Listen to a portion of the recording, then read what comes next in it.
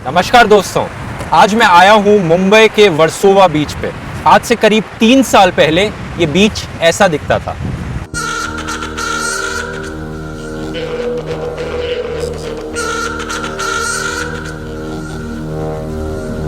मुंबई के एक आम आदमी अफरोज शाह से ये गंदगी बर्दाश्त नहीं हुई, तो उन्होंने डिसाइड किया कि वो इस पूरे के पूरे बीच को खुद से क्लीन करेंगे। और वो क्लीन करने लग गए और वो क्लीन करते रहे जब तक ये सारा बीच क्लीन नहीं हो गया। और दोस्तों, ये दुनिया का सबसे बड़ा बीच क्लीनअप बन गया, world's biggest beach cleanup in history.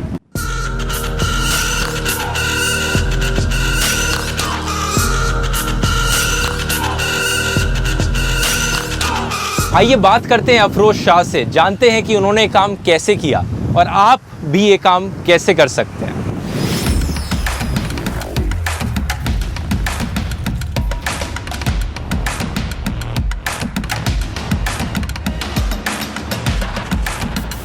Afroz, आपने शुरू कैसे किया है सब करना? ये जब मतलब कौन सा दिन था कि एक दिन आपको लगा कि मैं आज बाहर निकलता हूँ, आज तो कर ही डालता हूँ? आप ये बोलना चाह रहे कौन सा अच्छा या बुरा दिन था? ये जब मैंने यहाँ फ्लैट लिया, मैं बांद्रा में रहता था बॉम्बे में, थोड़ा सा और सेंट्रल ऑफ मुंबई में। तो मैंने जब यहाँ फ्लैट खरीदा, जब खरीदने आया तो मैंने वो जो एस्टेट एजेंट ने मेरे को यहाँ लाया, तो मैंने विंडो से देखा तो ये बीच पे कुछ अजीब सा नज़ारा दिखा। 5-5.5 फीट हाइट का कूड़ा समुंदर के बाजू में और किलोमीटर तक। ऐसा लग रहा था कि कोई डंप यार्ड है। तो 4-5 महीने तो सोचता था ध्रुव कैसे शुरू करूं। बीइंग ए लॉयर थोड़ा ये था कि कोर्ट में फाइल कर दूं पिटिशन, आसान है ड्राफ्ट करना और आर्ग्यू करना और बोलना देखो भाई नहीं हुआ है, जज साहब देख लो, चीफ जस्टिस को इनवाइट करो। मैंने सोचा कोर्ट ऑर्डर जो चीज़ करती है वो मैं भी कर सकता हूँ। तो अक्टूबर 2015 में मैं उतरा, मैं और फिर मैंने मेरी बिल्डिंग में एक 85-year-old मैन थे मिस्टर माथुर, उनको मैं वो बात किया तो वो बोले मैं ज्वाइन होता हूँ। अच्छा। तो पहले दिन हमने 5 बैग उठाया तो मैं तो बड़ा खुश हो गया, चलो जर्नी बिगिन हो गई, कभी तो बिगिन होनी थी। हम दाना पानी बीच में हैं, जहाँ पर अभी बीच क्लीनिंग चलने लग रही है दोस्तों। जैसे आप देख सकते हैं, बीच क्लीनिंग करने के लिए क्या किया जाता है, मशीन्स के थ्रू यहाँ पर गड्ढे कर दिए जाते हैं और फिर लोग आकर इंडिविजुअली पिक आउट करते हैं ये प्लास्टिक के रैपर्स, यहाँ पे जो भी कूड़ा दिखता है और इन बास्केट्स में डालते हैं। पहले बात तो आप इसको अगर फेंक दो नीचे, आप देखो, आप इसको उठाने देखो, आप ये बेंड होके आप ये उठाओगे 2 ग्राम। 2 ग्राम का वैल्यू जो है नॉट इवन 5 पैसा है। तो why would a rack picker want to pick it up? अच्छा। रैक पिकर उसको उठाएगा जल्दी से। बॉटल्स को उसका वजन होगा 20 ग्राम 25 ग्राम, 1 किलो का उसको 17 रुपये मिलेगा। अच्छा। Easy to pick up, good value. फिर उसके बाद ये था कि मैं अकेले तो कर नहीं सकता, तो अब लोगों को जोड़ना था। अब लोगों को जोड़े कैसे? मैं तो कोई पॉलिटिकल लीडर नहीं था तो कि रैली कर दूं या तो मैंने सोचा महात्मा गांधी की फ़िलासफ़ी यूज़ होनी चाहिए। कॉन्स्टिट्यूशनल स्टूडेंट रहा था, मैं देखता था वो प्यार से बोलते थे लोगों से, प्यार से दिल जोड़ते थे। आज दुनिया में देखो ना ध्रुव, हेट कितना है। आप सोशल मीडिया खोलो, कोई इसको गाली, कोई उसको गाली, कोई उसको गाली। अरे भाई वो सोल्यूशन है क्या? I hope it was a solution, तो हम भी गाली देते। तो मैंने सोचा कि लोगों को प्यार से जोड़ा जाए और कचरे पे जोड़ा जाए। तो मैंने फिर वो जर्नी बिगिन करी। पहले दिन मेरे को याद है फिशरमैन कॉलोनी में मैं गया तो मछेरे भी बड़े सरप्राइज हो गए। रात को 9 बजे मैं एक डोर नॉक किया, नहीं बिना जाने कोर्ट से आया, चेंज किया, डिनर किया हो गया। तो वो मेरे को देख के पूछने लग गए कि कौन है आप? आज भी मेरे को याद है वो आदमी, राजेंद्र उनका नाम है, फिशरमैन कॉलोनी में।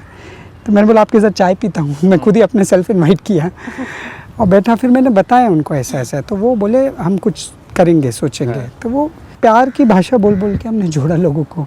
मेरे घर पे मैं लोगों को डिनर पे इनवाइट करता था, लंचेस पे, वीकेंड पे। आज भी वो चलता है। अच्छा। मेरे घर पे कोई भी आता है। मैं बड़ा प्राइवेट आदमी था इससे पहले, मैं बोल दूं। वैसे लॉ तो ये कहता है कि जिन जिन कंपनीज ने ये प्लास्टिक के पैकेजेस बनाए हैं, उन्हीं कंपनीज को ये प्लास्टिक के पैकेट्स वापस लेने पड़ेंगे। एक्सटेंडेड प्रोड्यूसर्स रिस्पॉन्सिबिलिटी, EPR है इस लॉ का नाम। लेकिन रियलिटी में आपको ये कहीं होते हुए दिखता नहीं है। और जब आप ये काम करेंगे दोस्तों, अगर आप कभी बीच क्लीनिंग करेंगे ऐसे, तब आपको एहसास होगा कि आप क्या क्या खा रहे हैं, क्या क्या चीज़ डस्टबिन में फेंक रहे हैं और वही चीज़ आपको यहाँ से उठाकर डालनी पड़ती है। जैसे अभी ये चिप्स पैकेट है, आप देखिए। अब इसके ऊपर 5 लेयर है एल्यूमिनियम से लेके, इसको आप खोलेंगे ना, 5 लेयर प्लास्टिक के हैं। ये कहीं नहीं जा सकता एक्सेप्ट ऑयल बनने में। अच्छा। और ऑयल बनाना, pyrolysis is not very highly recommended to get it transform, क्योंकि एनर्जी बहुत। हाँ। तब ये जो पैकेजिंग है, जो भी लोग ये खाते हैं सोच समझ के खाना चाहिए। तो उन लोगों को नहीं खाना चाहिए, मतलब ये अवॉइड करना चाहिए सर, इस टाइप की पैकेजिंग चीज़ें। और जितने पे शाइन है ना, मैं आपको बताता हूँ, देखिए ये जितना पैकेजिंग पे शाइन है उतना उसके रिसाइकलिंग चांसेस कम है। अच्छा, जितना चमकीला है। बट ये समुद्र में जो जाता है ये सीधा स्पीशीज को अटैक करता है। वो वेल ज़्यादा खतरनाक है ये वाला। हाँ। ये वेल शार्क, उनको ये खाना दिखता है तो वो खाना खाती है, वो अंदर ले लेती है। अंदर लेने के बाद वो निकाल नहीं सकती है प्लास्टिक को स्टमक से, और नहीं निकालने की वजह से वो कई बार डूब के वहीं मर जाती है। और अगर जो बच जाती है तो जो फिश खाते हैं उनके फूड में प्लास्टिक है, तो आपके और मेरे ब्लड में प्लास्टिक एंटर होता है फूड चेन में। अच्छा। जो मच्छी खा रहे हैं तो उनके लिए खतरा हो जाता है। हाँ। एक तो वो मरीन डेब्रिज का इशू है, एक तो आपको क्लीन करना बीच और मैंग्रोव। अच्छा। दूसरा take a step back, how to teach people of how to handle. अब ये सब लोकल्स हैंडल कर लेते हैं। आई एम होपफुल 1 ईयर में ये लोग और काम बढ़ाएंगे, ये पूरा जीरो गार्बेज हो जाएगा फिर एक दिन। पूरा ये जीरो गार्बेज, इनका वेट गार्बेज भी कंपोस्टिंग इधर कर देंगे। ये भी एक बहुत बड़ी अचीवमेंट है। हाँ। और टॉयलेट से लोग खुद ही मेंटेन करते हैं। सुनील और इनकी टीम, सलमान है, तो ये लोग पहले ये जाके ओपन डिफिकेशन करते थे, अब ये लोग हैंडल करते हैं। अभी तुम लोग ही लीडर बन जाओ इधर भाई, हमको जाने दो दूसरी जगह। That's why I left Versova, you know, they are very upset when I left Versova. वो चैलेंजेस को पॉजिटिव वे में करो, नेगेटिव में भी करो। लाइक मैंने नवंबर 2017 में ये क्लीन अप सस्पेंड किया था। हाँ। कुछ गुंडे आ गए थे और बड़ा माहौल ख़राब हो गया था ये बीच में।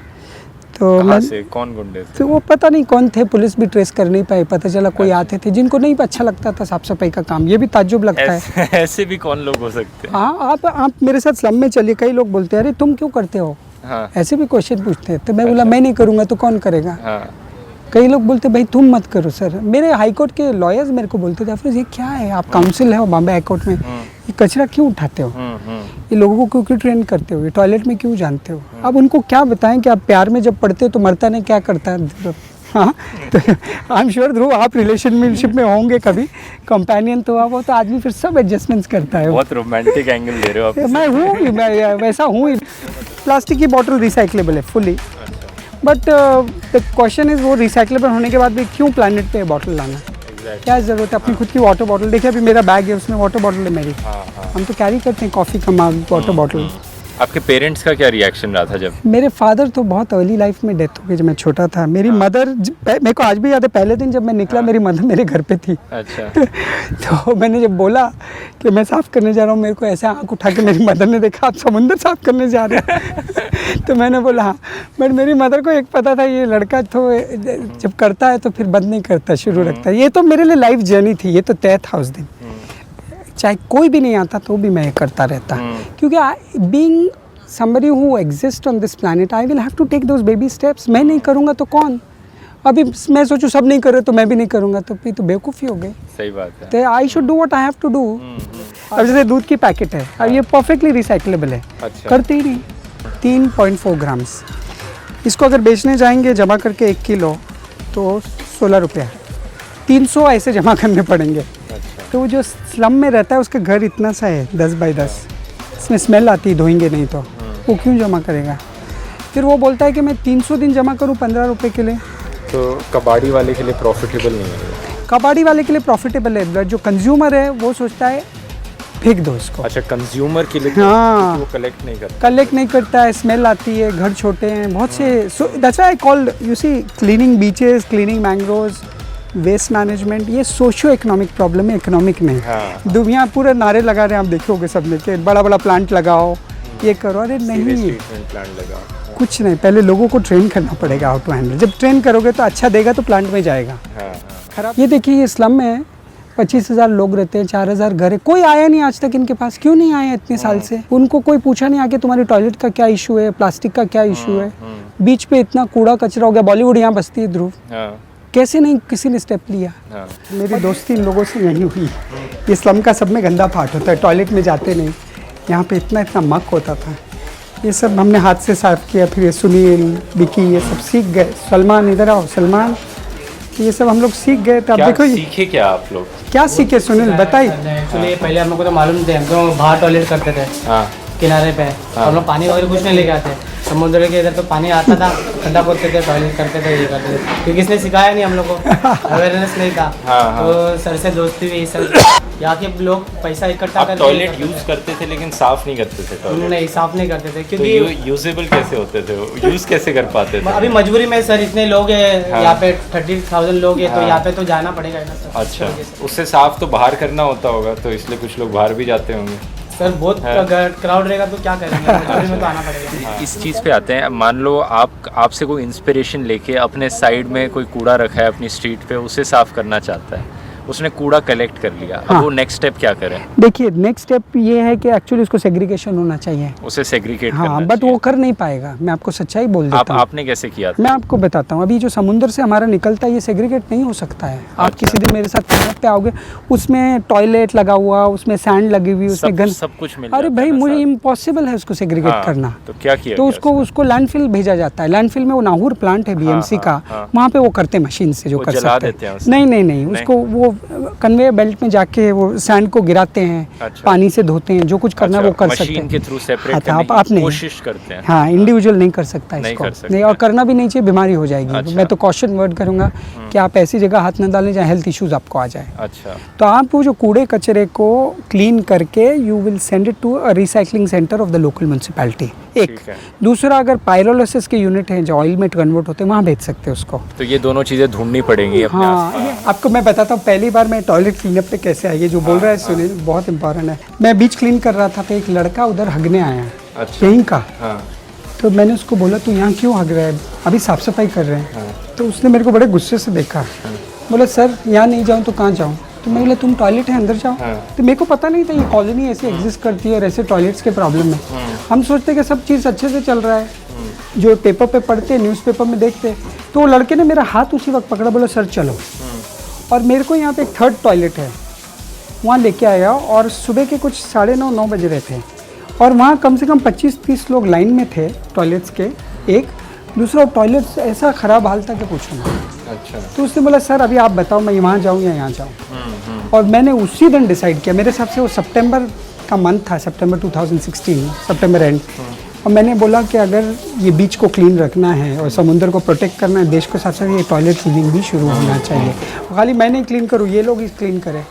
तो फिर नवंबर के पहले हफ्ते में 2016 में मैं ये टॉयलेट क्लीन करने फर्स्ट टाइम आया। और मेरे लिए भी बड़ा डिफिकल्ट था ध्रुव, टॉयलेट क्लीनिंग आसान नहीं है, और खासकर पब्लिक टॉयलेट।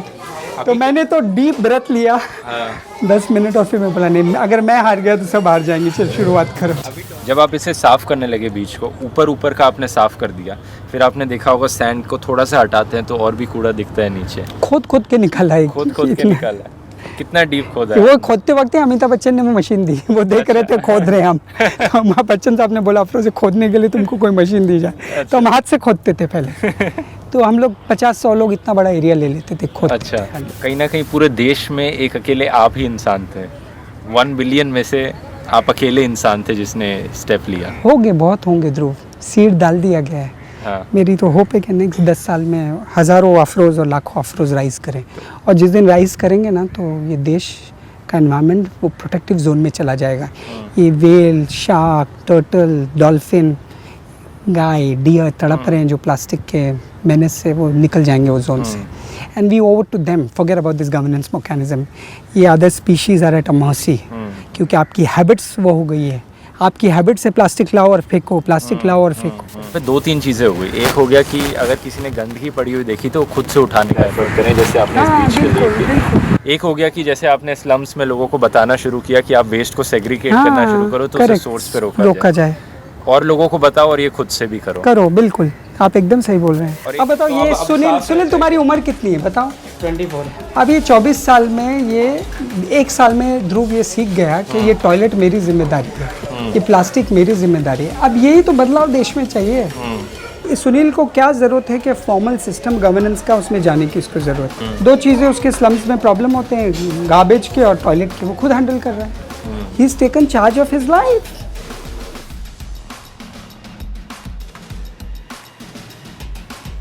हाँ, I love my country, I love my country. अब इसका लव का मतलब क्या है, इसको कंटेंट कौन देगा? ये लव का मतलब क्या क्या? ट्विटर फेसबुक 15 अगस्त को बोलना वंदे मातरम वंदे मातरम वंदे मातरम, 26 जनवरी को बोलना, अरे वो भी करो, वो भी एक फॉर्म ऑफ लव है, बट वो love will not suffice to protect in your country. जो लोग फॉरेस्ट से प्यार करते हैं ना, उनसे हर एक आदमी को ध्रुव बोलना चाहिए कि कितनी ट्रीज आप प्लांट करते हो, उसको कितना क्या करते हैं। एक प्लांट करना नहीं, अभी कई सुनते हैं करोड़ों करोड़ों आप सुनते, मैं भी डर जाता हूँ। आपको मिलूंगा ना यहाँ 100 प्लांट किया, मेरी तो हालत खराब हो गई पालते पालते। अच्छा। अरे गर्मी में उसको टैंकर पे पानी लाना, अरे बहुत आसान नहीं झाड़ को पालना। लोग बहुत आसानी से बोलते तो करोड़ हो गए और इतने करोड़, 1 करोड़ मेरे तो समझ में ही नहीं आता।